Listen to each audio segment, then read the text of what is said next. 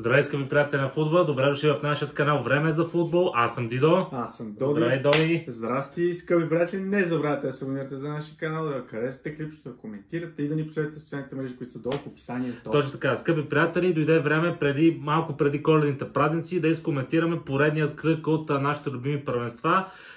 Така смятам, че мачовете, които се състояха в този кръг, бяха доста така задоволителни и от към резултати, и от към интрига. Сега ще ги погледнем с някои така мачове по-детайлно, други не чак толкова, но според мен има какво да си говориме, а и в бъдеще също така ще има какво да си говориме, защото другия кръг и там след когато са коледните празници, новогодишните, така започват кулминационната част в първенствата. Даже в някоя минала, това е в Англия само.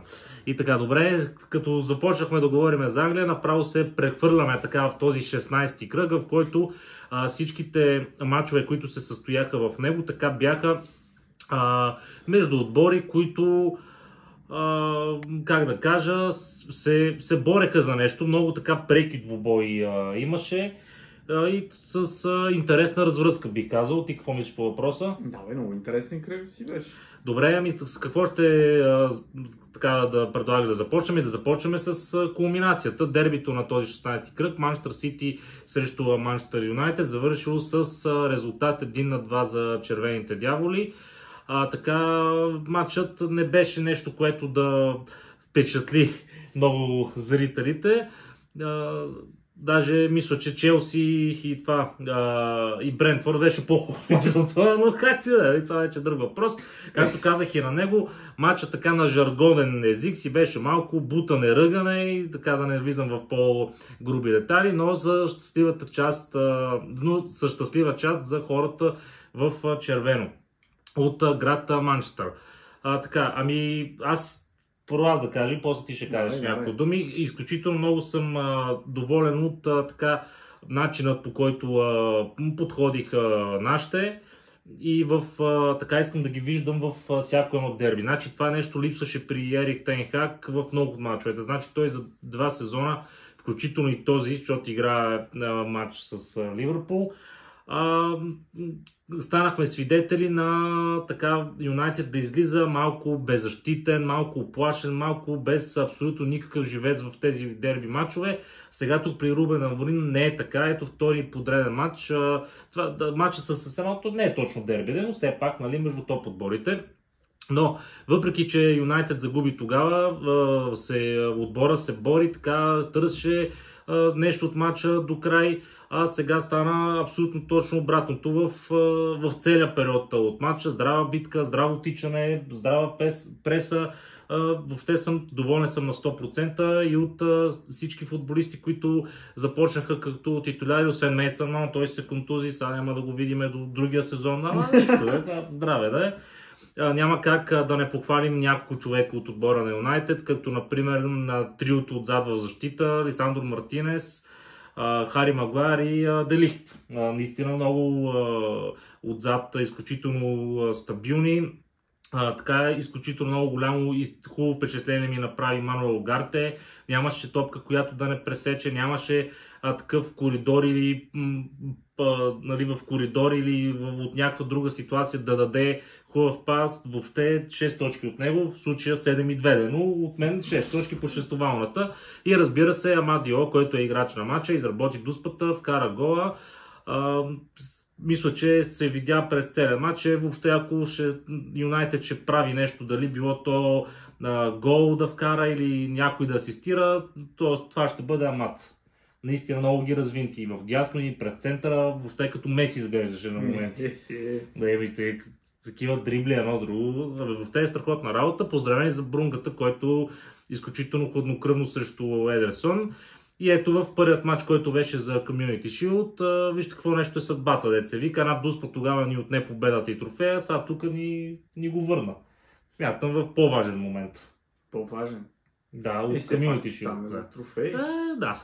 Ние имаме много от този трофей, така че Не ви трябва повече. Не, Но знаеш, няма тия проблем. толкова ефикъв. Да, няма за този сезон. Така, добре, ми кажи ти две думи за матча, понеже ти каза, че така си го гледал. Каза, че не ти харесва, но все пак. Не ми хареса нормалното, беше някакъв много скучен мач, такъв все едно и двата отбора ги беше страх да атакуват, за да не взема да загубят. Това си беше Да. главното. При Юнайтед ясно защо цялата си обстановка в клуба е такава, а при Сити пък още по-ясно защо, защото заради тяхната така серия, която продължава да копае дъното, деца вика, и Гвардиола просто човек си излезна и каза, аз не мога да овладея ситуацията, което според мен не е точно така, но явно се е предал. Не знам, аз съм адски разочарован от Сити, като отбор, който нали, уж е номер едно в Англия, там вече колко години е шампион, така 4 подред. Да. Аз направо бях убеден, че те ще бият, разбираш. И викам се, този матч, ако не го вземат, в смисъл, ако не са надъхани, ако не искат да го вземат този матч, в смисъл, кой матч да иска да вземат? То с вас. Той си пеше пряка битка за титлата. Не знам, аз съм много разочарован. И в смисъл, окей, първото по време може да се каже, че беше за тях. В смисъл, играха прилично, да кажем. Обаче второто беше пълна трагедия, да не говорим последните 10-15 минути. Те си помислиха, че са взели матча, те просто спряха да играят. И много ясно, че ще стане обрат. Смисъл. Не знам защо така се стигна до тази ситуация в Манчестър Сити. Доста така от фенското мнение и като цяло от разни нали, журналисти, специалисти казват, че едва ли не този отбор се е изхабил и в частност, че Гвардиола се е изхабил, което според мен за отбора може да има нещо вярно, защото сега действително наистина трябва някакво подновяване да се случи в Манчестър Сити. Сега защо не се е случило лятото, примерно, нямам представа. Сега идва и януарски трансфер, там дали ще се случи нещо, не знаеме. Но прекалено много станаха тези мачове и то е да кажеш да си изгубил дербитата, но те загубиха и от Ювентус, който също е в слаба форма, не успяха да победат Кристал Палас. Нали, Манчестър Ливърпул загубиха при една от Фейанорд, загубиха от Брайтън, от Борнемут, нали, от отбори, които колкото и да си слаб, ти си шампиона, ти си Манчестър Сити, ти си 100 отбор, какво като примерно нямаш някакви играчи, предполага се, че има други, които трябва да ги заместят. Да, на 100%. Добре, как виждаш ти Манчестър Сити да излезе от тази криза? Според теб какво трябва да направят? И като си има преди, че те в момента също имат тегави съперници, Астън Вила, гостуване, след което домакин също Евертън, може би не е чак толкова трудно, да, все пак Астън Вила, кофти мач. Аз мисля, че това го коментирахме и предния път и пак ще го кажа. Не си спомням вече, може би не сме. Нищо не им пречи от тук нататък, примерно следващите 15 мача да имат 15 Да, това е ясно, ние го казахме, но как ще стане това? Смисъл, чрез подобряване на стила на игра или как? Нали, нещо... Как си го представяш да стане това нещо? Според мен нищо няма да се промени. Според мен нищо няма да се промени. Абсолютно нищо. Мисля, то се говори, примерно, че Гвардиола ще опита някаква нова схема, нали, да кажем, някаква нова тактика, но силно се съмнявам. Просто, не знам, може би мотивация ли им липсва. Аз наистина не мога да си представя, че ти в този мач няма да излезеш и да играеш на 100%. Това просто не са. Те си играли на 100%, просто това им е... Не играха на 100% без тия. Толкова си могат, толкова си могат. Да седи, да бави времето, да си разиграва, аз това не мога да го повярвам. Те и в другите мачове имаше, това не им е първи мач, който да правя. Така че аз съм... На мен ми прави тук изключение, че в халфата линия нещата са доста зле. Виждаме едни много смудни Гюндоган и Бернардо Силва и Кевин Де Бройне. Хора, които се очаква, може би те да оформят едно трио, така някакси, които да движат нещата, дали към крилата, дали към Холанд, но това нещо го няма. Дебройне ми много така лута се завалят, не знае какво се случва. Гюндоган и Силва, пак казвам, сами и те някакси шашнати, не знаят какво се случват, въобще на какво се дължи това нещо, нямам идея. Аз не знам този Гюндоган за какво си го върнаха изобщо. Това Дебройне беше доста време контузен, така че той даже напоследък почна да играе като титуляр. По-скоро интересно, Фил Фоден миналата година беше играч на сезона. Даже не съм сигурен дали има гол през този сезон. Много слаб, което в смисъл според мен неговата игра влияе по-скоро на Манчестър Сити. че няма много... В смисъл, от него може би се очаква първо да бележи, второ да подава на Де Бройн, защото нали, креативен футболист. Точно, да. И на Той Де трябва Бройн, да или на изработва. Холанд. Те до Да, Холанд на завалята, Холанд, да. те не стигат топки до него, той се връща, бута се, опитва се нещо да такова, но те не го заливат. Той Холанд винаги в тия мачове е някаква дупка. Така, Да, още това е- предишни сезони. Разбира се, ние това много път сме го коментирали, но когато идваш отбор като Борнемут или Кристал Палас, които ги споменах вече нали, в Одеве, пък идваше друг момент, в който му даваха топки, лупаше 4 по 5 по 6 гола, нали, примерно. Нали? Сега това нещо не го виждаме така. Айде да кажем, в дербитата ясен. Ама в тия мачове също го няма. Ами това не стига топки. Точно, да, това е главната причина. А защо така се случва? Защото много хора казват, Родри липсва. Да, аз съм съгласен, че той е ключова фигура, ама не може, този отбор не се крепи само на него. Да, Стига, стига, не е реално. Не е реално, да. Не. И така, добре, ами преминаваме към другите така претенденти за титлата, защото аз Манчестър Сити все още си го вода като претендент за титлата. Ливърпул и Фулъм с така изключително интересен и динамичен матч завършил на Анфилд при резултат 2-2. Ливърпул не загуби, но и отново не победи. Втори пореден матч за първенството. Мисля, че така беше, преди с Нюкасъл, да, точно така.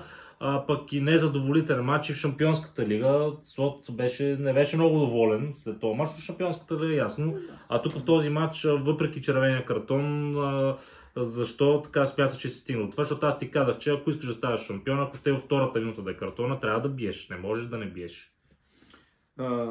Тегаво става, сега като си човек по-малко, смисъл, то е ясно, то не пак стига, че отборите говорим са, за- така да кажем, че последния мод те бие, така че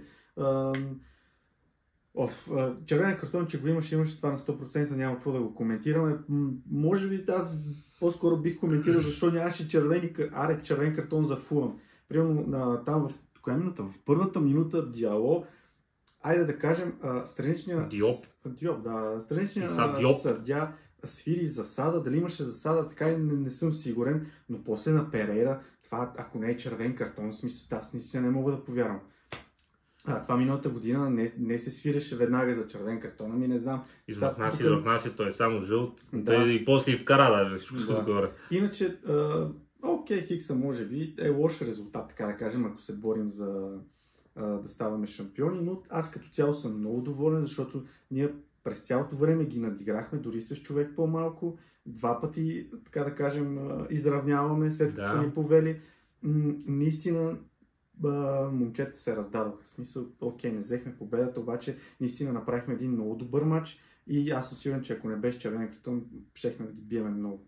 Да, тук да кажем, че гол пада в 86-та минута, Фърги тайм. В края. То си е пак, брои се.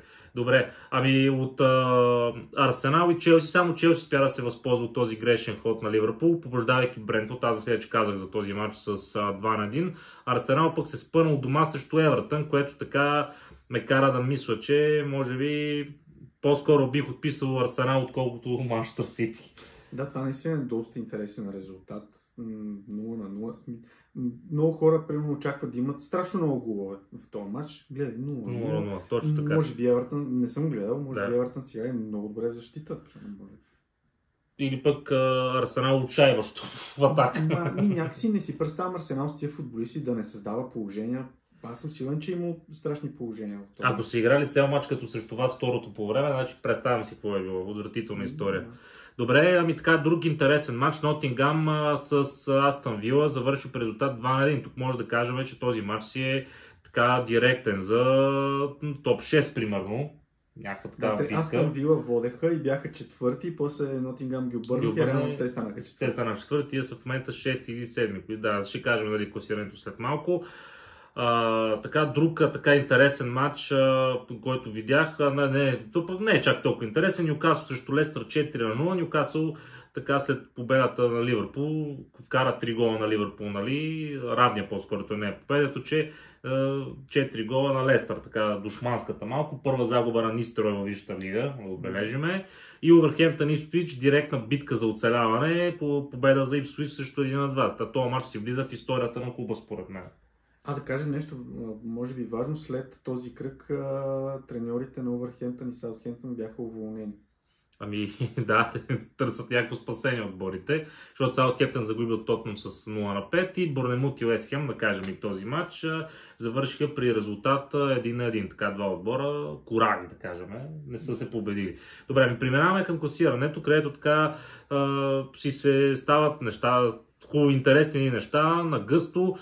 Първи са Ливърпул с 36 точки, втори са Челси с 34, трети са Арсенал с 30, четвърти са Нотингъм с 28, пети са Манчестър Сити с 27, шести са Борнемут с 25, седми са Астън Вила с 25, осми са Фулъм с 24, 9 Брайтън с 24, 10 са Тотнъм с 23, 11 са Брентфорд с 23, 12 Нюкасъл с 23 и Манчестър Юнайтед са 13 с 22 точки. Тук забравихме да кажем, че аз по-скоро забравих да кажа, че Ливърпул са и с мач по-малко, така че за към момента 2 точки, но пък ако така се движат нещата и те си вземат мача с Евертън, ще са по-ръшко. Да, но той си е 5-5. Да, Мога да това са два мача. Имат право на загуба. Сега не могат да си позволят, примерно, защото ще е кофти.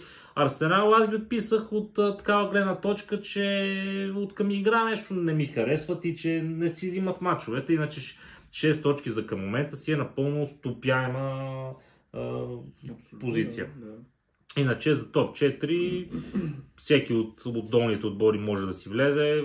Така, точките също не са много. Да кажем, че Сити са претенденти, сега няма какво да се лъжи, но да. Що бе, Нотингъм Бонси останат четвърти, какво им пречи? Добре, да видим на зона изпадащи, Ипсвич ще се спасат. Да. Направо ще си продължим класирането. 14 са Уест Хем с 19 точки, 15 са Кристал Палас с 16 точки, Евертън имат 15 и са мач по-малко. Лестър с 17 с 14 точки, в зоната са Ипсвич с 12, Увърхемптън с 9 и Саутхемптън с 5. Да, ами Ипсвич на шега или на майтап или истина, май си е истина по-скоро, си запазва по-големи шансове от Увърхемптън и Саутхемптън. Сега ще новите треньорища, могат да ги вдигнат, ама колко пъти ги вдигнат. Така, Лестър, все си мисля, че Нистерой няма да допусне те да изпаднат, но ще видим.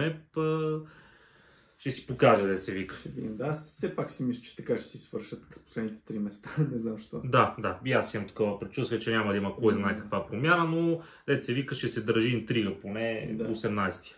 Добре, ами така, ще направим малко разбъркване, ще започваме с италианската серия този път, защото там вчера ние не снимахме клип само и само за да мине този матч между Лацио и Интер, завършил с разгромното 0-6 за Интер. Аз, ако трябва да бъда честен, съм изключително изненадан насред Олимпико, такъв резултат. Не си крива душата, очаквах Интер да победят, но мислех, че ще е нещо 0-1, 1-2, някаква италианска класика, обаче гледай какво става. То всеки очаква това според мен, нали? Някаква къса победа, примерно за Интер, но наистина толкова разгромен резултат. То просто им тръгна. Тръгна си, да. Тръгна им и то 1, 2, 3 набързо, цак, айде. Да, така е, както виждаме, 51, 53, 41, 45 и после така и те са се... Шок, да, с оглед на... Но пък Лацио въпреки това си, да кажем, че този матч не им е мерил. Не започнаха окей, но за към момента добре се движат. За към момента много добър сезон. И в Европа, и в първенството, така че това е някаква единица по-скоро тук. Да, Лига Европа, те са лидери. Това е доста добър сезон за сега. Да, така добре да кажем, че Ювентус, така, който аз миналия път отписах от борбата за титлата, направи 2-2 с Венеция, които мисля, че са последни, ако не се лъжа, точно така. Ами това си е спънка от всякъде. Няма какво да се лъжеме, не може да направиш равен съза и да имаш някакви претенции за каквото и да било. Рома и Раниери не могат да ги спаси от безпомощното им състояние, загубиха от Комо с 2-0. Обаче в 91-та и 94-та. Точно, в края беше с двата мача и кофти, ама пък те какво са бляли 90 минути. Така че Мила с Джено 0-0, отвратително, мъка, не ми се коментира, но аз си казах, че и от Милан отписвам също така от битката за титлата, но показахме така няколко проблясъка в някои от мачове, така че смятам, че ако това ядро от футболисти, които са в момента се задържи, подкрепено с така някои други на отделни позиции, други футболисти, смятам, че примерно по-другия сезон може така да са малко по-други нещата или поне се надявам да са така. Мисля, че така перспективата е на лице. Калери срещу Аталанта 0-1 и това така позволи на Аталанта да се откъсне леко пред втория Наполи, който победи Удинезе с 1-3. Така, пропускаме ли някой? Лече Монца 2-1. Това мисля, че също си е някаква битка тук за оцеля. Не точно, да. Добре, да преминаме към класирането. То реално там е интересната част. Да го изкажа. Първо ще направим коментар. Първи са Аталанта с 37 точки, втори са Наполи с 35 точки, трети са Интер с 34 точки и матч по-малко, четвърти са Фиорентина с 31 точки и матч по-малко, пети са Лацио с 31 точки, шести са Ювентус с 28 точки, седми са Болоня с 25 точки, осми са Милан с 23 точки, девети и 11 с 20 точки и десети са Емполи с 19 точки. Не мисля, че точно това е Фиорентина, не казахме, паднаха от Болоня в този кръг и така Болоня се изкачи на седмата позиция, пък Фиорентина падна леко надолу. Аталанта така се отдръпна, както и Наполи. Слагам Интер това число, защото те са с мач по-малко, ако си го вземат, си отиват нагоре. Да. Така позгастиха се малко, не се борят вече 8 отбора за шампиони, 3 примерно. Фиорентина така близко са, но някакси не си ги представям да успеят да се преборят с точно с тия 3 отбора. И тук аз искам да те попитам от тия 3 отбора, кой ти е фаворита на тебе, е много интересно да разбера. Не знам, аз си мисля за Интер, въпреки че... Интер ти е фаворит или че те ще станат? Че те ще станат шампиони, според мен Интер. Не, кой ти е фаворита, не кой ще стане. Кой искаш ти да стане? Мен ми се тая, смисъл, абсолютно ми се тая. Да, като не е Милан, не ме интересува някакси, да я знам. Много ти благодаря. Това си е велик отбор, смисъл. Така е, факт. Аз ако трябва да бъда честен, ще стискам палци на Аталанта. Да е нещо ново. Първо, че той Наполи няма да е кой знае колко по-различно. Сега тече един. Не минале, по-минале. Да, но все пак Патене век ставали 30 години, така че колко са били. Не, от такава гледна точка, че да, Наполи станаха шампиони, но виж сега каква е призмата. Направиха един така слаб сезон, даже бих казал отчаяващ сезон, обаче гледай сега отново са в битката за титлата, което това подсказва, че тяхното развитие е на доста добро ниво и че те стремат, нали, да запазват някакво високо ниво спрямо другите отбори. Интер си ги знаем, то те си така от години, откакто не е вече тази хегемония на Ювентус, но точно това е, че Наполи бяха, както каза ти, Интер, няма нужда, а пък Аталанта винаги са били отбор, който дори да са били в изключително слаба форма, са се успявали така да направят някой хубав матч или да спънат някой водещ отбор. Затова просто мисля, че има време и просто са симпатичен отбор, наистина.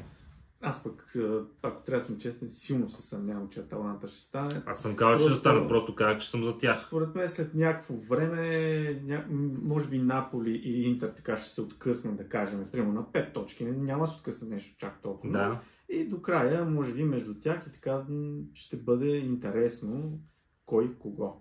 Целта на Аталанта е до директните матчове с Наполи с Интер да се запази на тази позиция. Те имат матч с Наполи на 19 януари, което реално не е чак толкова. Преди това имат матч с Ювентус, с Интер, не знам кое играят, с Интер вече много назад, ще някъде, март месец. Но, примерно да кажем, до матча с Наполи, ако се запазят на първата позиция или близко около първата позиция, смятам, че Аталанта напълно реално може да си стане шампион. Не знам, ще видим. Добре, зона изпадащи, кажи ги набързо, да няма някаква радикална промяна. Зона изпадащи, примерно да почнем от 15-та позиция, Парма с 15 точки, Комо също имат 15, Верона също имат 15 и в зоната с 18 Калери с 14 точки, Монца с 10 и Венеция също с 10 точки. Така, добре, няма какво да коментираме, то няма някаква проблема. Ако стане нещо по-така, ще го говорим тогава. Да. Добре, да премираме към Бундеслигата, така да върнем реда. Там Мюнхен загубиха от Майнц с 2-1, а пък Леверкузен победиха Аусбург с 0-2. И така позволи тази загуба на Мюнхен позволи на Леверкузен да скъси малко дистанция и да стане втори, защото пък Лайпциг победи Айнтрахт Франкфурт с 2-1. Дортмунд направиха с Хофенхайм 1-1, това никой не го интересува. Класик. Да, пък Фрайбург така от топ отборите, които така се бореха и те за нещо в началото. 3-2 срещу Волсбург. Изключително важна победа, така че тук отново се завързаха някаква лека интрига, не е чак толкова скучно. Да. Реално колко са? 4 точки? 4 да. точки си е добре. Ако беха 5-6, да кажеш, за 4 точки, Мюнхен падат още един път. С кой играят следващия кръг? Сега е с Лайпциг. Равен с Лайпциг или падат.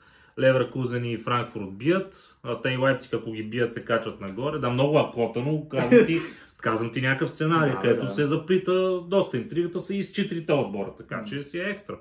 Добре, първи Мюнхен с 33 точки, втори Леверкузен с 29, трети Франкфурт с 27, четвърти Лайпциг също с 27, пети Фрайбург с 24, шести Штутгарт с 23, седми Майнц с 22, осми Дортмунд с 22, девети Верден Бремен с 22 и десети Волсбург с 21. Забързана и люта битка ще бъде и за топ 4. И като цяло за Европа също така. То винаги за Европа. Да. Тук зона изпадаш също няма нещо, кое знае какво много, но кажи все пак. Да кажем, примерно 14-те Хофенхайм с 14 точки, 15-ти са Санкт Паули с 11 точки, Хайненхайм са с 10 точки и в зоната са Киел с 5 и Бохум с 3. Хайненхайм и Бохум имат мач следващия кръг директен. Така че Бохум, ако спечелят, ще се завърже нещо. Ще е готино, стават на колко? На 4 точки и реално, успех на Бохум. Да гледаме и тук за зона плей-оф, реално, да се игра още един матч. Нека стане интересно, не е лошо. Добре, преминаваме към испанската Лига, където също така си стана доста хубав кръг. А следващият кръг по колко ще е хубав, идея си нямате. Барселона срещу Леганес 0-1. Каталунски отбор отново така загуби. Така става някаква тенденция в последно време да се дъни Барса, нещо, което така аз лично не очаквах, след като направиха така този силен старт, но ето, че по една или друга причина това нещо се случва. Атлетико Мадрид победиха Хетафе с 1-0, а Реал Валекано и Реал Мадрид си спретнаха едно много ударно 3-3. Страхотен матч беше от двата отбора.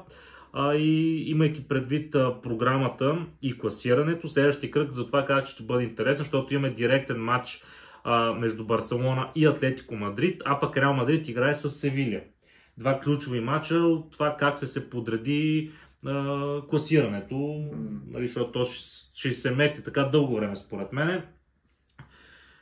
Шанса за Реал Мадрид е Барса и Атлетико Мадрид да завършат равен, те да бият Севиля и тогава стават първи, което си става пък от Барселона и Атлетико, който стане първи, който бие, той става първи. Те Атлетико си във форма, така че аз няма да се очуда, въпреки че са гости. Да. Това няма чак толкова голямо значение в тези дървите, но да. Видяхме в неделя. Така е. То Манчестър Сити не е мерил за това, така че то там си толкова тихо, че... Мен вискей в коментатора викам публиката затихна, викам каква публика? Да. Отида там, че ме скучно. Добре, да преминем към класирането. Барселона първи с... Няма да казвам кой матч повече, по-малко, той вие ще ги видите на снимката. Барселона са първи с 38 точки, Атлетико Мадрид са втори с 38 точки, демек при равен и Мадрид, ако паднат, си остават така.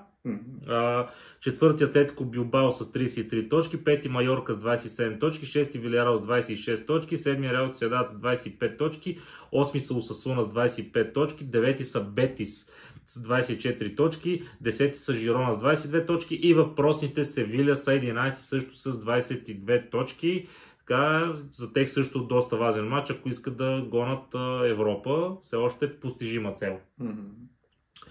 Добре, кажи зона изпадащи. В зоната, примерно да кажем, 16 са Хетафе с 16 точки, Алавес също имат 16 точки и в зоната 18 Еспаньол с 14 точки, Реал Валедолид с 12 и Валенсия с 10 точки. Така Валенсия са по много мачове по-малко, те са с поне 2-3 мача по-малко. Да, сега тук искам да кажа, че чакай, че го изгасих без искам, понеже така следиме и зона изпадащи дали има някакви директни мачове, сега утре в сряда ще има директен матч Еспаньол-Валенсия на стадиона на Еспаньол и смятам, че е изключително важен матч и за двата отбора с оглед ситуацията, за Еспаньол да се приближи до Алавес и Хетафе, за Валенсия да се приближи до който и да е. Така че ще бъде наистина много интересен матч и аз смятам, че един сценарий двата отбора да страхуват да не загубят също го има. Даже смятам, че това е главният сценарий. но пък с оглед нещата за Валенсия си е по-важен матч. Сега те имат много мачове да взимат, много са назад, въобще е тегава история. За Валенсия това не е вариант. Според мен те ще се фърват, виждат за Еспаньол да не загубят по-става. Наистина е логично там. Има някаква логика, ама за Валенсия трябва яко да си бият. Да, защото те ако бият, а Валядолид играе с Жирона, който предполагах се, че Жирона ще победи, нали? Да, предполага се. Да, така че ще проследиме този матч и следващия път, когато говорим за Испания, ще коментираме така ситуацията по-подробно, с повече подробности и да видим, така ще дадем някакви прогнози за нас, нали, как ще се движат нещата, защото така тези неща заради наводнението доста объркаха първенството. Добре. Сега тук мисля, че е хубав момент да кажем, че така през седмицата ще има купи, ето примерно купата на лигата в Англия, ще има купа на Италия и така някакви откъснати матчове, както този въпрос ни с така че живот и здраве. Ще си направим клип за тях, идват празници, така че от тогава мисля, че само Англия би трябвало да играят. Не съм следил, тя още няма. Германия почива със сигурност. Да, така че тепърва ще имаме време да коментираме и купите, и евротурнирите, така че защото ние пак пропуснахме поради лични причини да ги коментираме, ще си наваксаме всичко. Смятам, че ни предстоят доста интересни кръгове в всичките първенства. Преди празниците, пък в Англия след празниците, на празниците, Boxing Day, т.е. е един голям футболен празник, така че ще си го проследим и него. И това беше всичко от нас за днес. Силно се надяваме да ви е харесал клипа. Пишете долу в коментарите какво мислите за мачовете, за обстановката първенствата и кой матч при най-много ви е впечатлил. Също така не забравяйте да се абонирате за нашия канал, да харесате клипчето и да ни следите в социалните мрежи, които са долу в описанието. Точно така. От Доди, чао и до скоро! Чао!